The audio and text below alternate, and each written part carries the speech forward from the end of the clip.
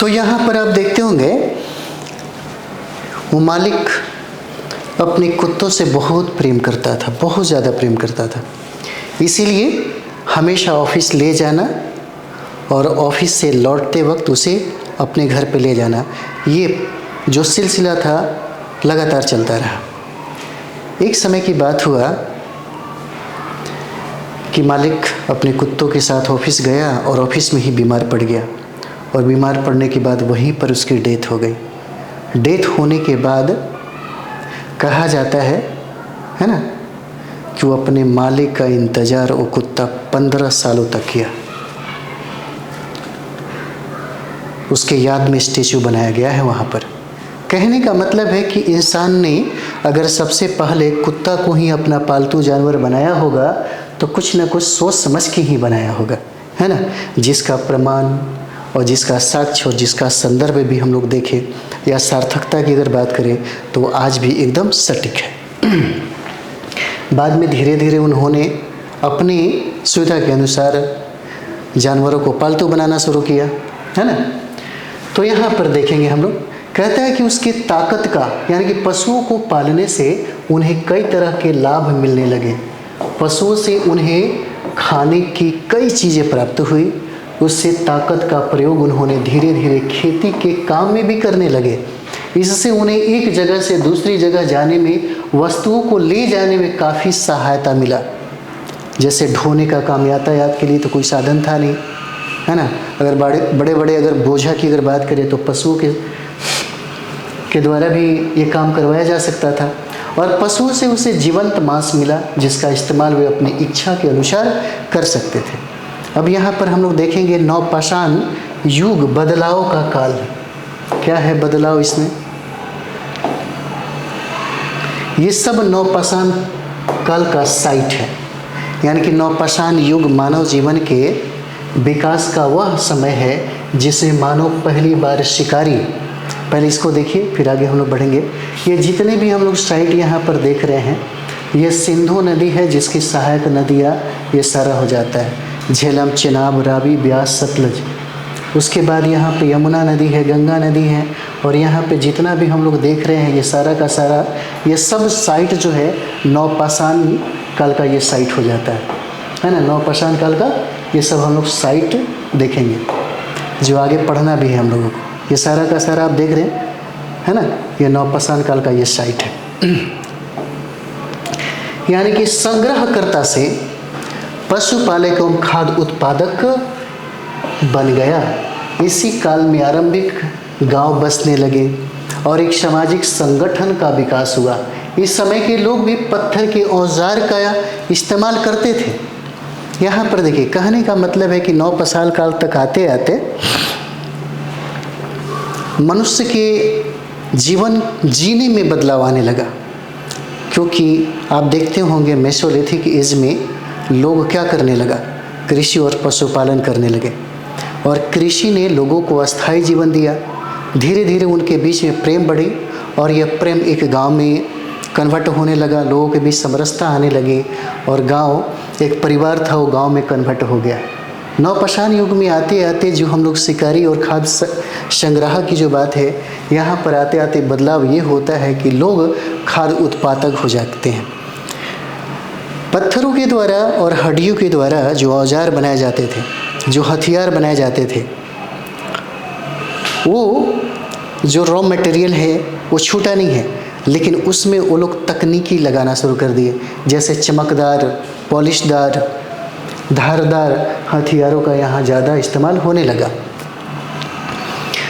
और यहाँ पर देखते हैं गांव के साथ साथ एक सामाजिक संगठन का भी विकास हुआ। यहाँ के लोग पत्थर के औजारों का इस्तेमाल करते थे, लेकिन वे औजार आकार में छोटे, मजबूत और पहले से ज़्यादा धारदार था। पुरातत्वविदों को भारत के पश्चिमोत्तर क्षेत्र से नवपाषाण कालीन कृषक और पशुपालकों के साक्ष्य मिले हैं। इसके अतिरिक्त बिहार के मुंगेर, चिरांद और झारखंड के बहुत सारे क्षेत्र भी नवपाषाण कालीन है। इंपॉर्टेंट है, याद रखिए, बिहार का मुंगेर, चिरांद और झारखंड के बहुत सारे क्षेत्र जो है नवपाषाण कालीन है। दिए गए मानचित्र में वे सभी स्थल दिखाए गए हैं। नीचे की तालिका से आप यह जान सकते हैं कि कहाँ कहाँ अनाज और पालतू जानवरों की हड्डियाँ मिली है जो नवपाषाण युगीन है।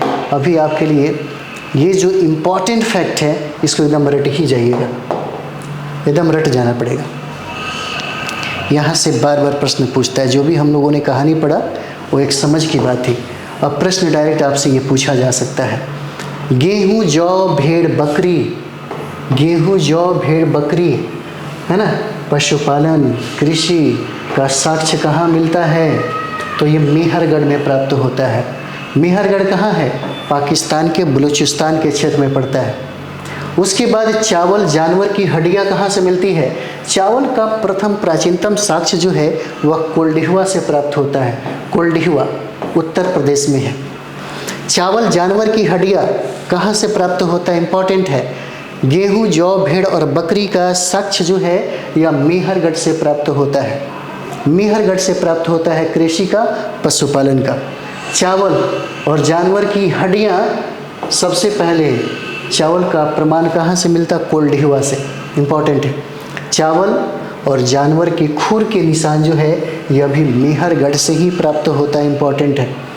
ये जितने भी फैक्ट है 1 2 3 4 5 6 जो भी फैक्ट है आपको एकदम रट लेना है। बार बार इसको है ना रिवाइज करिए, याद रहना ज़रूरी है।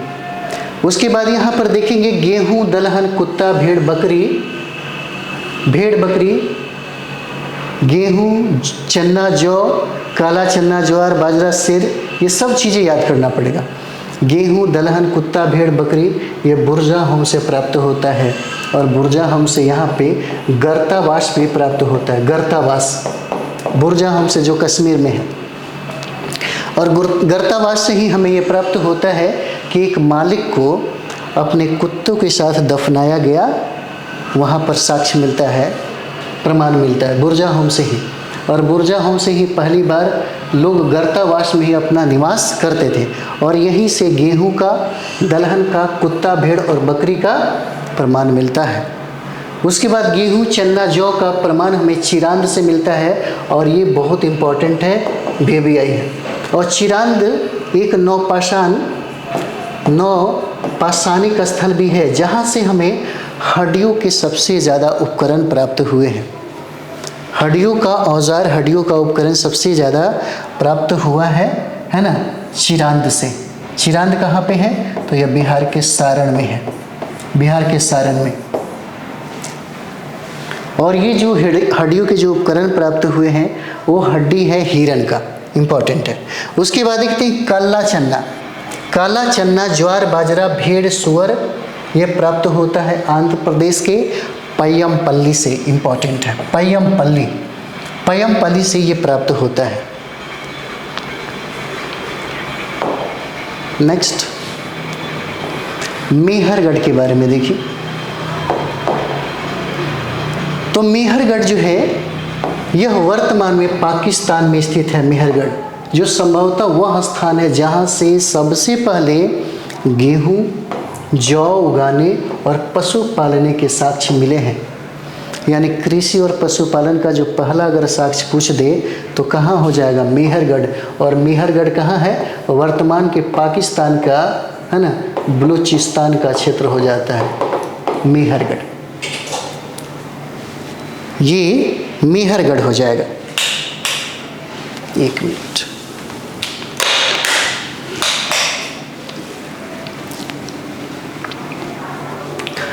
और यहाँ पुरातात्विदों को 7 स्तर प्राप्त हुए हैं। इंपॉर्टेंट है, 7 लेयर, मेहरगढ़ से 7 लेयर प्राप्त हुए हैं। सॉरी,